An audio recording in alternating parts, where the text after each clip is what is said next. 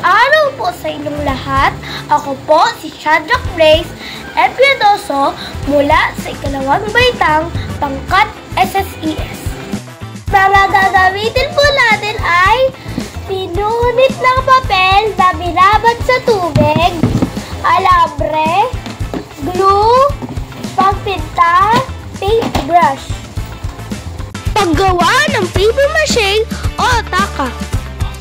Una, paghaluin ang glue at papel na binabad sa isang lagayan.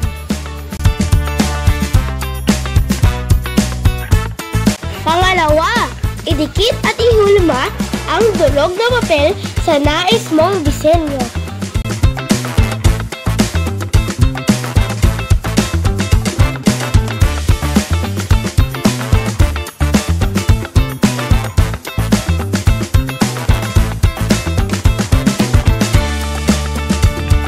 Pangatlo, ibilad ang hinulmang disenyo sa araw upang matuyo. Pang-apat, turahan ang tinatuyong paper mache sa kulay na iyong nais.